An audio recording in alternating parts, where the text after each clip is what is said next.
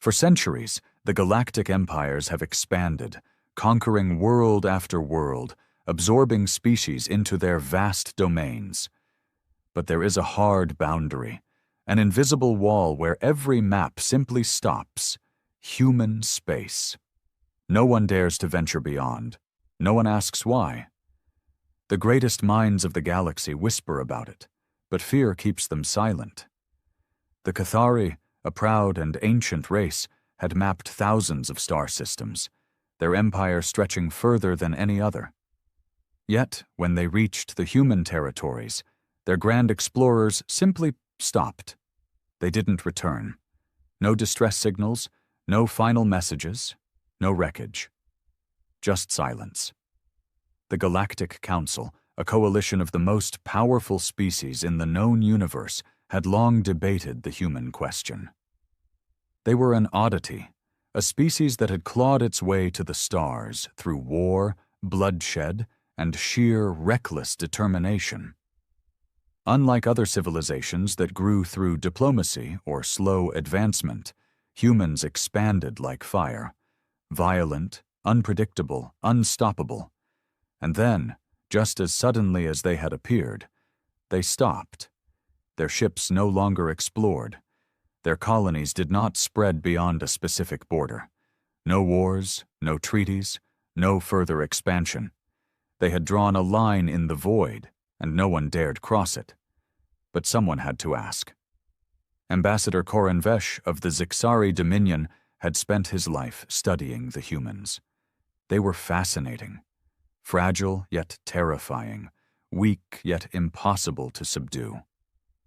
He had read the reports, listened to the stories, and felt the unease that ran through the council whenever the topic of Earth was brought up. And now he had his chance. A human delegation had extended an invitation, the first in over a century. A single ship was allowed to enter their space, to meet them on one of their core worlds. It was an honor, an opportunity, and a warning. Corin knew the risks. Everyone did. No one who crossed into human space had ever returned. But the question burned inside him. He had to know why. So, he accepted. As his ship crossed the invisible boundary, silence fell over his crew. The stars beyond seemed darker, the space itself heavier. Instruments flickered, detecting something wrong. The vast emptiness that had once seemed predictable was now unknowable. And then, the humans sent a message. "Welcome to our space, Ambassador Vesh. We hope you enjoy your stay." Their voices were calm. Too calm. Corin had spent his entire life believing the universe followed a set of rules, but deep down, he knew. The humans had found something out here, something no one else had, and whatever it was, they had made sure that no one else would ever find it. The human escort ship guided Corin's vessel through the void, deeper into the unknown. Unlike the grand warships of the Galactic Council, this human craft was sleek, unassuming, yet something about it unsettled him. It moved with eerie precision, as if it were alive. Every movement was too smooth, too controlled. Corin had seen ships of war, transports, and diplomatic cruisers before, but this was something else, something different. His crew remained silent, watching the dark expanse through the viewing panels. A feeling of unease gripped them all. The ship's sensors still flickered with uncertainty, unable to fully register what lay beyond. It was as if the very fabric of space was distorted here, unreadable. Then, the human voice returned. "We are approaching Sol. Prepare for descent." The words were spoken in perfect standard Galactic, yet they felt cold, artificial.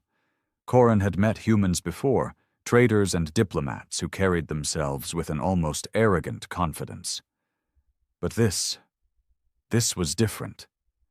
The screen flickered, and for the first time, Corin saw Earth. It was unlike any homeworld he had seen before. Other species cherished their planets, preserving nature in balance with their cities. But Earth was a paradox. Towering megastructures stretched beyond the clouds, yet vast stretches of untouched wilderness remained, as if the humans refused to let go of their past. The planet was alive, not just with civilization, but with something deeper, something ancient.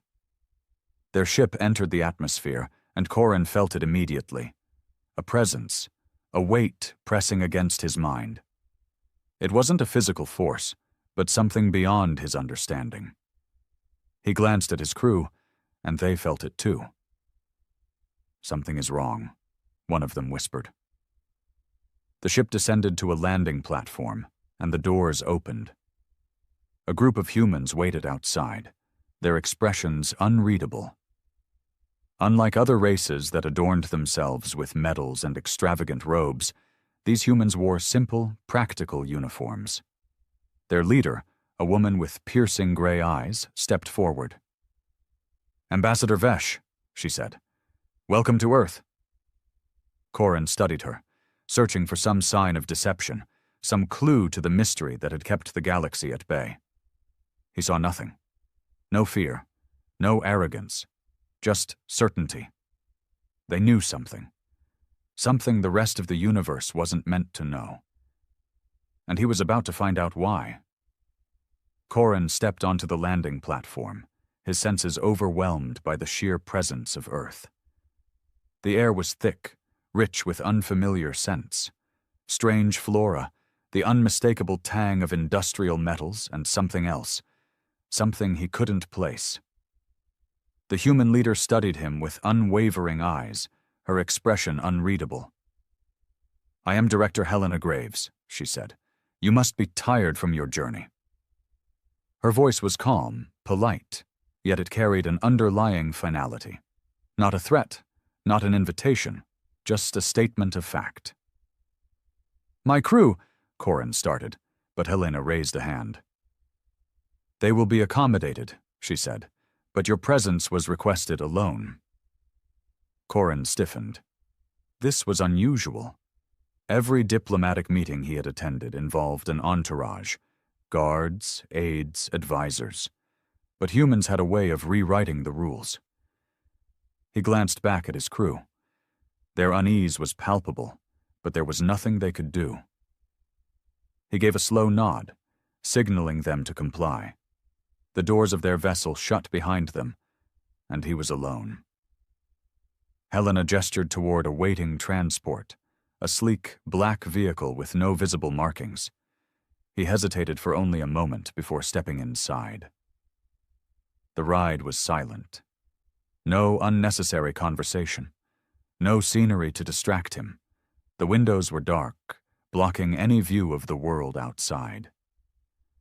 Corin forced himself to remain calm. He had dealt with powerful figures before. He had stood before warlords and emperors. Yet, somehow, sitting beside this human woman in this unmarked transport, he felt something new. Not fear. Dread. After what felt like an eternity, the vehicle stopped. The doors opened, revealing a vast underground structure. The architecture was unsettling. Smooth, seamless, and impossibly precise.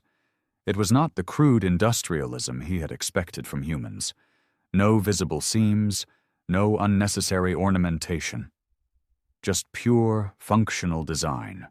"Follow me," Helena said. She led him through a series of hallways, deeper into the facility. The walls were lined with massive doors, each marked only by a series of numbers. No symbols, no explanations. The air grew colder. Finally, they reached a door unlike the others. It was larger, thicker. It hummed with a power Corin could feel in his bones. Helena placed her hand against a panel, and the door slid open. Inside, the room was dark. A single massive window overlooked something below, shrouded in shadows. Corin stepped closer, peering through the glass. Then the lights flickered on. And he saw it. His breath caught in his throat. His mind recoiled, struggling to comprehend what lay beneath. It was alive. It was enormous. and it was waiting. Corin turned to Helena, his voice barely a whisper. "What is that?" She met his gaze, unflinching. "That," she said, "is why no one crosses into human space." Corin's breath came in short, shallow bursts. His twin hearts pounded against his ribs as he stared through the reinforced glass, struggling to process what he was seeing. The chamber below stretched impossibly far into the darkness, its depths illuminated only by the cold glow of hidden lights embedded in the walls. And at the very center of it all was something. The creature, if it could even be called that, was vast beyond comprehension, its form shifting and undulating as if it were not entirely bound by the rules of this universe. It had no defined shape, no clear anatomy, yet his mind insisted on trying to impose logic onto it.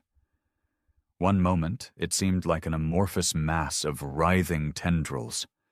The next, it hinted at something vaguely humanoid, its elongated limbs twitching in slow, deliberate motions.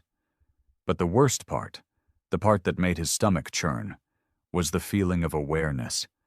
It was looking at him. Not with eyes. There were no eyes, but Corin could feel its attention settle on him, seeping into his very being like an oil slick spreading through water. His instincts screamed at him to run, to flee, to put as much distance as possible between himself and the entity imprisoned below. But his body wouldn't move. What is that?" he managed to rasp, forcing the words past dry lips. Helena Graves stood beside him, arms folded behind her back, her expression unreadable. She watched Corin, studying his reaction more than the thing below. "This is what we found," she said quietly. Or more accurately, what found us? Corin tore his gaze away from the creature and turned to her, desperate for an explanation. "You captured it?" he demanded. How?" Helena let out a slow breath. "No, Ambassador, we didn't capture it. We contained it." Corin's mind reeled. Containment was a dangerous word. It implied something too dangerous to be let loose, something powerful enough to require constant vigilance. He had encountered species that dabbled in such things, creatures from the fringes of the known universe that needed entire planets to serve as prisons. But this was different. This wasn't a being they had found on some distant world. This was something humans had encountered within their own space, and they had locked it away. His fingers curled against the railing as he tried to keep his voice steady. "Where did it come from?" Helena didn't answer immediately. Instead, she turned back toward the glass, watching the entity below. Its shifting form pulsed, reacting to their presence. "We don't know," she admitted. "We only know that they exist, and that we are not meant to see them." A chill ran down Corin's spine. "They." He swallowed hard. "How many?" Helena finally looked at him, her gray eyes sharp, unwavering. "Too many." Silence filled the observation deck. Corin's mind raced with possibilities, each more horrifying than the last. He had always believed that space, for all its mysteries, followed certain rules, that civilizations rose and fell, that empires clashed, that wars were fought and treaties were signed. But this was something else. Something older, something deeper, something that was never supposed to be known. "And this," Corin whispered, barely able to form the words, "is why no one crosses into human space?" Helena nodded. "The other empires assume we stopped expanding out of caution, that we reached the limits of our ambition." She turned back toward the creature, her face expressionless. "But the truth is, we went too far. We saw too much, and we learned the one thing no other species in the galaxy seems to understand." Corin could barely breathe. "And what is that?" Helena's voice was calm, almost too calm. "That we were never alone, Corin felt the weight of those words settle over him like a suffocating blanket. His people, the Zixari, had always prided themselves on their knowledge, their vast archives of star charts and ancient histories. They had mapped thousands of systems, encountered hundreds of species, waged wars, and brokered peace. Yet in all their records, in all their explorations, they had never encountered anything like this. "You should leave," Helena said, her voice softer now. Corin's gaze snapped to her. "What?" She turned fully to face him, her expression unreadable. "We granted you this meeting because we knew you would ask," she said. "We knew that eventually someone in the council would push too far, that curiosity would get the better of one of you." Corin felt a sharp chill settle in his gut. "You're warning me." Helena gave a small nod. "We don't stop others from crossing into human space because of secrecy or power," she said. "We do it because we're containing something, and if the rest of the galaxy starts poking around where it shouldn't, we can't guarantee that containment will hold."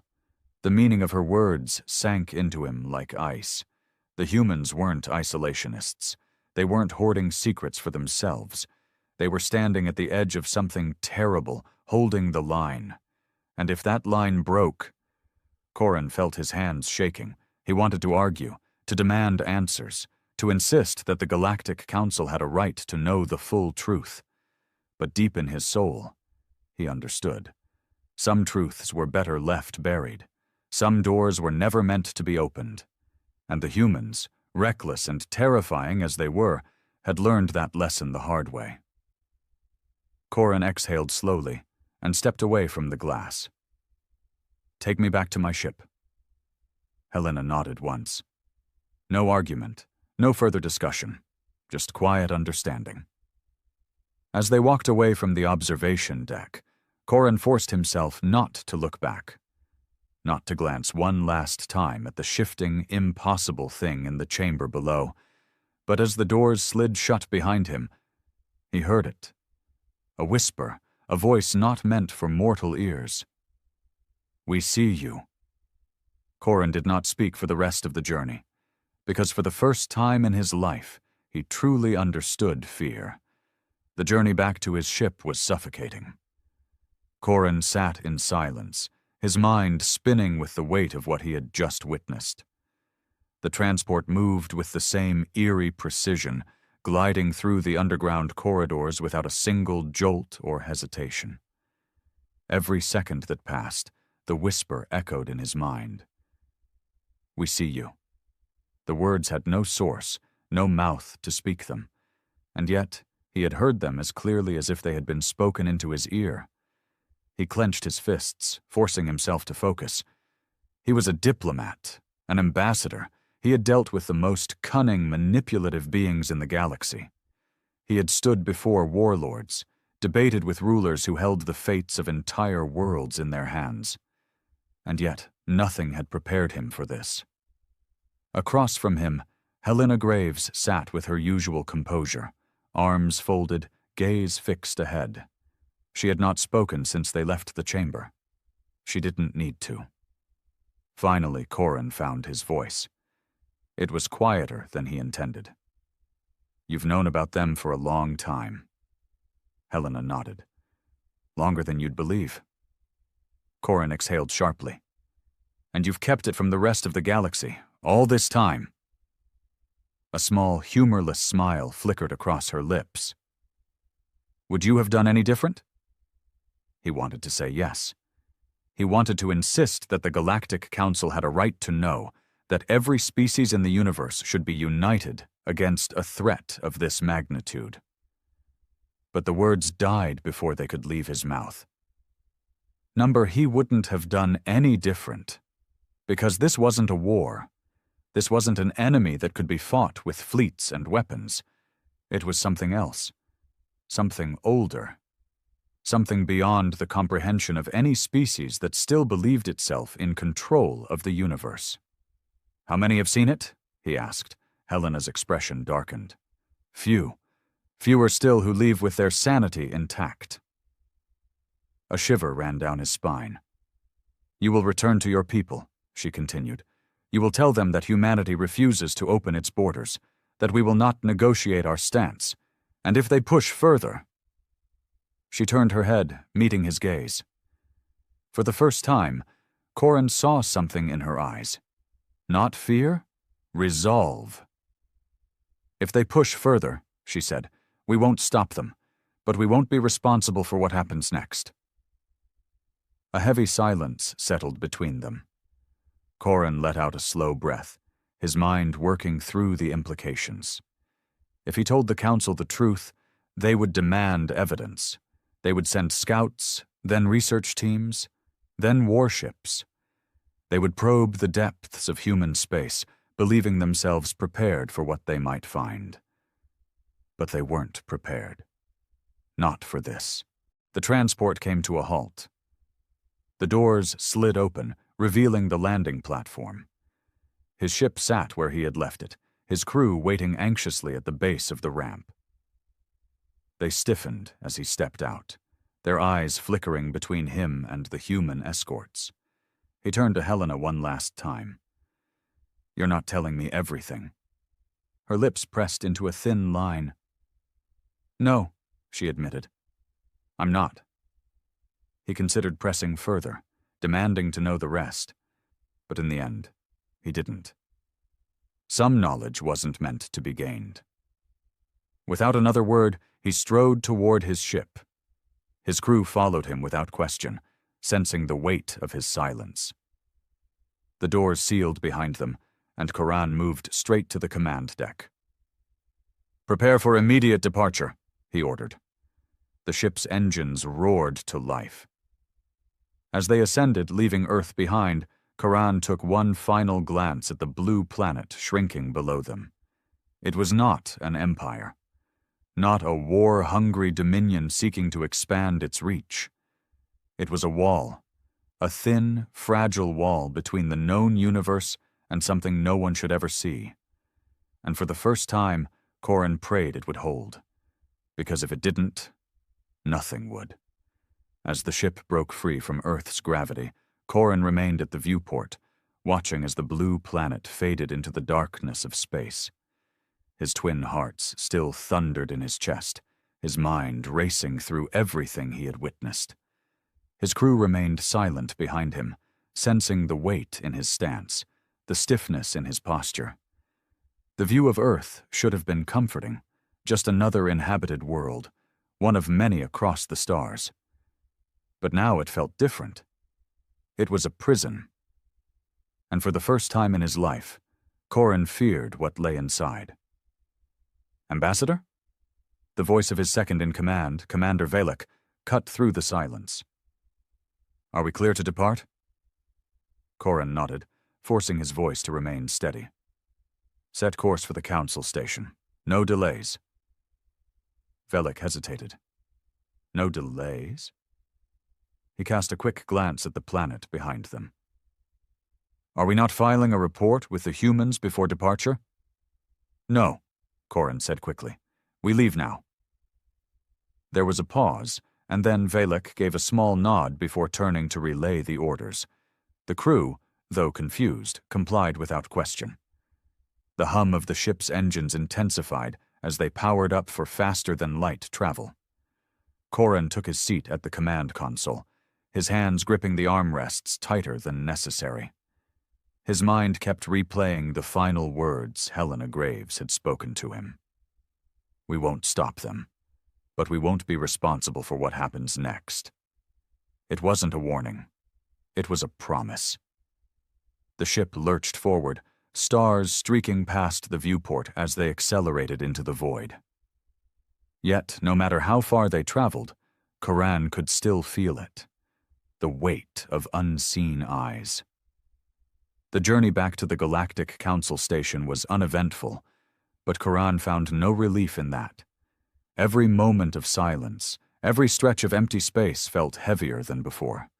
He spent hours reviewing his diplomatic notes, rewriting his report over and over again, trying to decide how much to tell the council. And more importantly, how much to leave out. When they finally arrived, the station loomed ahead, a massive structure floating on the edge of neutral space, its design a blend of a dozen different species. It was a place of politics, of negotiations, of measured words and calculated alliances. It felt small now. As his ship docked, Corrin straightened his uniform, drawing a deep breath. He needed to be careful. One wrong sentence, one misplaced warning, and the Council would push for deeper investigation. And that could not happen. The airlock hissed open, and he was greeted by an escort of officials. They were waiting for him. Word had already spread that he had met with the humans. A formal meeting was scheduled within the hour. Corrin didn't have time to prepare further. As he was led through the pristine halls of the council chambers, he kept his expression unreadable, his mind carefully constructing his words. When the great doors to the assembly opened, dozens of representatives from across the galaxy turned to face him, waiting to hear his report. He took his place at the center of the room, standing tall despite the weight pressing on his shoulders. "The negotiations with humanity have concluded," Corrin began, his voice steady, "and their stance remains unchanged. They will not expand. They will not open their borders, and they will not discuss the reasons behind their isolation." Murmurs rippled through the chamber. He could already see the dissatisfaction among the more aggressive factions. They would want to press further. They would demand answers. Corrin inhaled slowly. Now was the moment of decision. Tell the truth, and risk everything. Or lie, and pray the galaxy never learned what lurked beyond the edge of human space. He exhaled, his voice calm, practiced, controlled. Humanity has chosen their path, and I strongly advise the Council to respect it. Silence. Then the voices rose. Some agreed, others protested. Questions were thrown at him from every direction, but Corrin stood firm, his expression unreadable. Because there was one truth he knew for certain.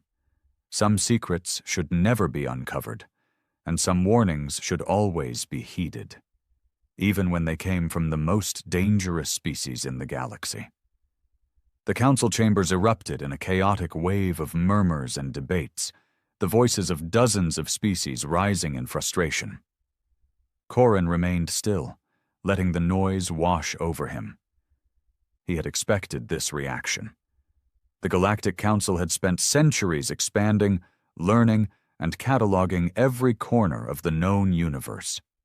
The idea that a species, a younger species no less, could block them from further exploration was an insult to their collective authority. A voice cut through the noise. "Ambassador Corrin." He turned his head toward the source. High Chancellor Virak of the Kevar Dominion, a towering figure of scaled green skin and piercing golden eyes, stood from his seat. Unlike the others, his voice carried no frustration, only cold calculation. "You expect us to accept this answer?" Virak asked, his gaze locked onto Corrin like a predator studying its prey. "To simply respect their refusal?" Corrin kept his expression neutral. "Yes." A ripple of dissatisfaction spread through the chamber. Virak's lips curled in something resembling a smile. "And why exactly should we do that?" He leaned forward slightly. "You're asking the Council to abandon a region of space simply because the humans said so. You must understand how weak that sounds." Corrin's fingers twitched at his sides. "It is not weakness," he said carefully. "It is wisdom." Virak's eyes narrowed. "Then share this wisdom with us." The chamber quieted, all eyes on Corrin. He felt his twin hearts pound against his ribs. He had expected this challenge, but he still had no perfect answer. Tell them the full truth, and they would demand proof. And proof would mean expeditions. Expeditions would mean ships entering human space. And then the thing that had whispered to him would know. It would see them. Corin forced himself to breathe slowly. "The humans have been within their borders for centuries," he said. "They do not seek conquest, nor do they interfere with the affairs of others. If they wished for war, they would have waged it already. If they wished for allies, they would have sought them out. Instead, they remain contained within their space, not because of us, but because of something they will not name." He let the weight of his words settle before continuing. "And if a species as unyielding as humanity refuses to move forward, perhaps we should ask why before demanding they step aside." Virak's golden eyes gleamed. "Or perhaps," he countered, "they have discovered something valuable within their territory and wish to keep it for themselves." Corin's jaw tightened. This was dangerous. The Kavar Dominion was one of the most ambitious members of the Council. They did not see obstacles. They saw challenges. If Virak believed humanity was hiding something of worth, he would push for forceful intervention. "The humans did not issue threats," Corin said, keeping his voice even. "They did not posture, nor did they attempt to deceive me. They made one thing clear." He looked directly at Virak. "If we enter their space, they will not protect us. They will not take responsibility for what happens to those who ignore their warnings." A murmur of unease spread through the chamber. Some of the representatives glanced at each other, their confidence wavering. But Virak remained unimpressed. "And you believe them?" Corin met his gaze without flinching. "Yes." Virak studied him for a long moment. Then, with a slight scoff, he sat back in his seat. "Your caution is noted, Ambassador." But Corin knew this wasn't over. Virak wasn't convinced, and neither were others. As the debate continued, Corin's stomach twisted with unease. He had done what he could, but it wouldn't be enough. There were too many voices in this room who saw mystery as an invitation rather than a warning. They would send ships. They would try to map what lay beyond the human borders. And when they did, something would look back at them. Corin clenched his hands, a cold dread sinking deep into his bones. He only prayed that when the council finally understood the truth, it wouldn't be too late. The council meeting dragged on for hours, filled with debates, counter-arguments, and bureaucratic posturing. Some representatives argued that humanity's secrecy warranted investigation. Others, more cautious, suggested patience and diplomacy. But Corin knew the truth. The council was not an institution known for patience. By the time the session ended, nothing had been decided outright. But he saw it in their eyes. The gears were already turning. The powerful factions, especially the Kavar Dominion, would not let this mystery go. As Corin left the chamber, his second-in-command, Velek, fell into step beside him. "They're going to send ships," Corin sighed. "I know. They won't listen to the warning." "I know." They walked in silence for a while, their footsteps echoing in the grand halls of the station. Outside the great windows, the vastness of space stretched endlessly, filled with the lights of arriving and departing ships. Corin wondered how many of them would make it back once they crossed the wrong border. Velek hesitated before speaking again. "What exactly did you see on Earth?" Corin stopped walking. His mind flashed back to the moment in that underground chamber, the whisper, the suffocating presence, the way reality itself seemed to bend around whatever it was that the humans had hidden. How could he put it into words? He turned to Velek, his expression grim. "I saw something I don't understand." He paused. "And I don't want to understand it." For the first time, Velek looked uneasy. "That bad?" Corin exhaled slowly. "Worse." They resumed walking, but Corin could tell his second-in-command was shaken. Good. A little fear was better than reckless curiosity. When they reached their ship, Corin wasted no time preparing for departure. He didn't want to linger on the station. He had done what he could. Now, he could only wait. As the ship disengaged from the station and set a course for neutral space, Corin allowed himself a brief moment of relief. He had delivered the warning. The rest was out of his hands. Or so he thought. 3 weeks later, the distress call came. Corin was in his quarters when the alert flashed across his screen. His heart pounded as he read the report. A Kevar scouting vessel had gone missing. In human space. More reports followed in quick succession. Ships sent to investigate had also vanished. No wreckage, no distress beacons, no survivors. Just silence. The Council was in chaos. The Kevar Dominion was demanding answers. The humans gave none. They simply repeated the same message. Do not come here. Do not send more ships. We will not help you. Corin felt a deep chill settle in his bones. This was it. The thing he had feared. Someone had ignored the warning. And now, something was awake. The Council convened an emergency session. Tensions were high. The representatives divided.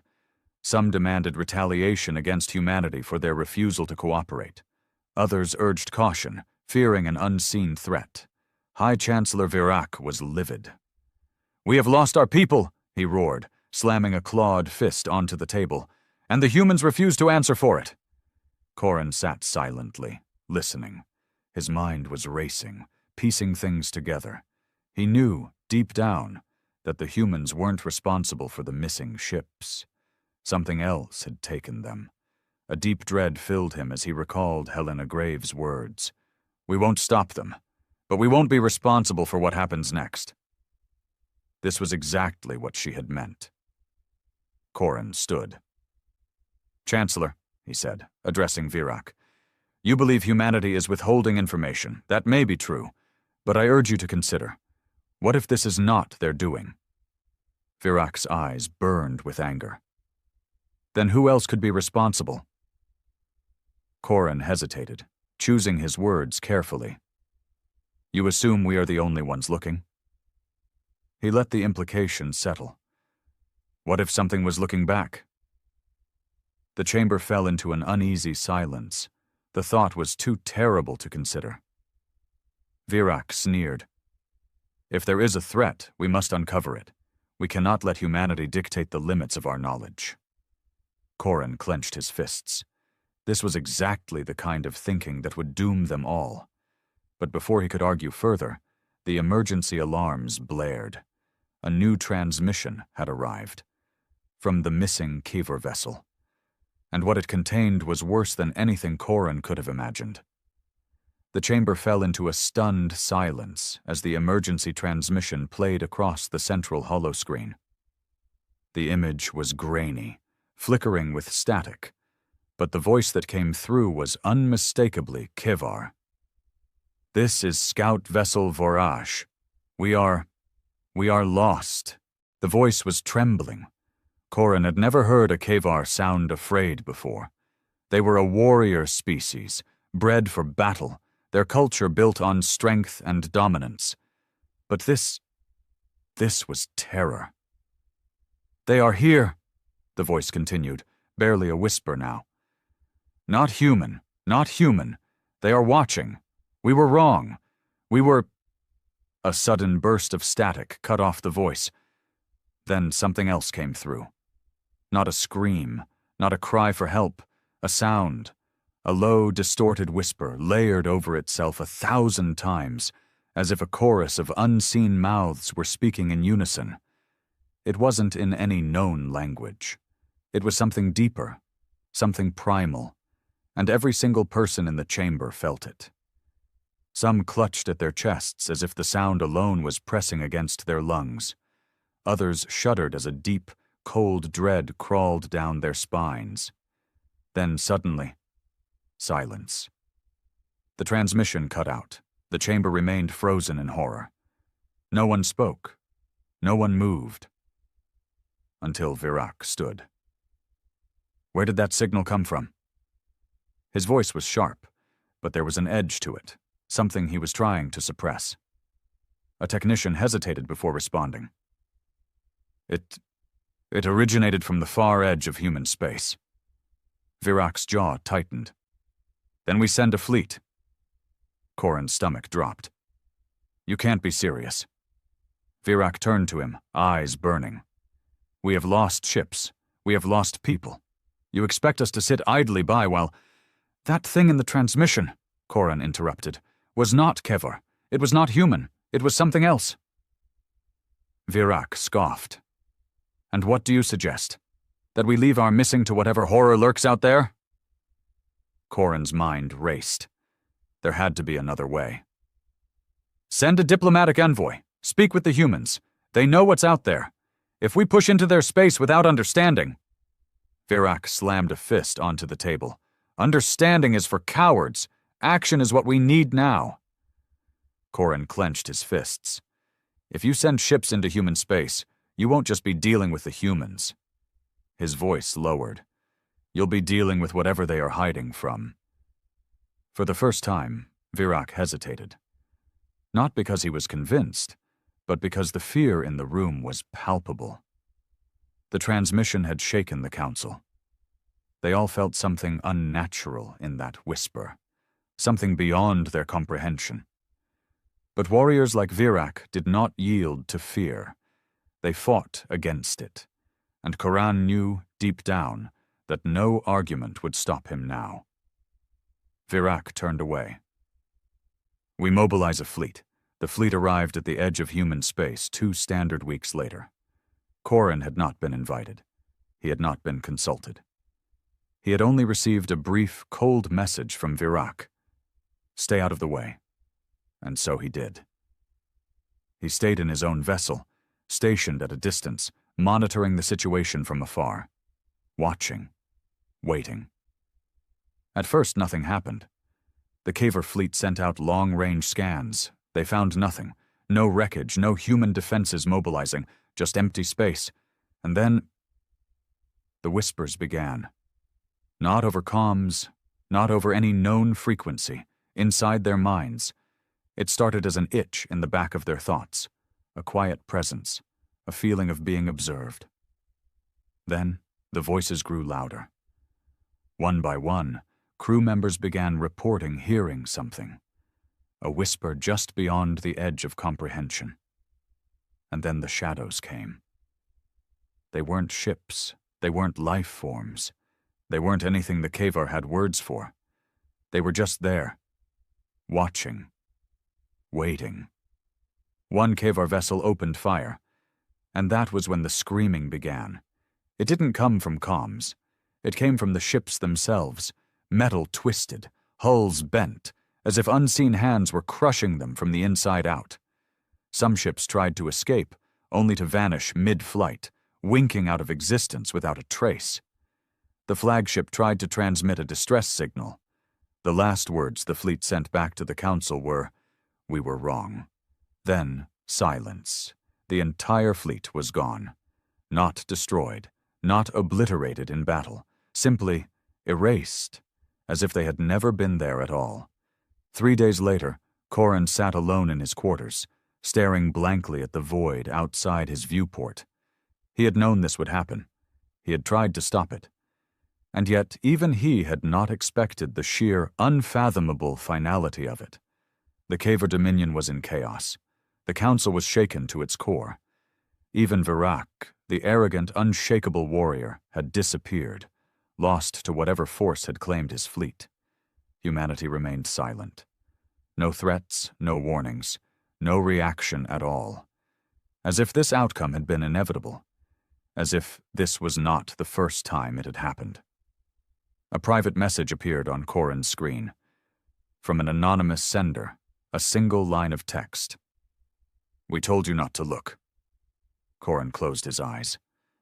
Somewhere, out in the darkness, something was awake now, and it knew they had seen it. The message sat on Corin's screen, its meaning sinking deep into his thoughts like a stone in a vast black ocean. "We told you not to look, not a threat, not a warning, just a statement of fact." His hands clenched into fists. The Kavar fleet was gone. Not destroyed, not crippled, just erased, as if they had never existed in the first place. And humanity? They didn't celebrate. They didn't retaliate. They simply watched, unbothered, as if this had all played out before. Corin exhaled slowly. He had one choice now, one chance to do what no one else had the sense to do. He had to talk to the humans. The journey to Earth was uneventful. No human ships intercepted him. No warnings blared through his comms. But that was what unsettled him most. They knew he was coming, and they weren't stopping him. That meant one of two things. Either they didn't see him as a threat, or they didn't see anyone as a threat anymore. The surface of Earth was as unassuming as ever. Bright blue oceans, vast continents teeming with life, cities stretching into the sky, filled with technology that was dangerously behind what some other species had developed. Yet here humanity was, untouched, unchallenged, unafraid. Helena Graves was waiting for him. She stood on a quiet observation deck overlooking a sprawling city, hands folded behind her back, a faint smirk on her face. "I was wondering when you'd show up." Corin stopped a few paces away from her. "You knew this would happen." Helena tilted her head slightly. "We warned you." Corin's hands twitched. "You let them die." Her smirk faded. "No." She turned to face him fully.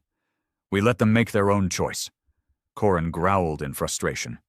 "And what is this thing? The one that took them? What did they wake up?" Helena studied him, as if deciding how much to say. Then she sighed.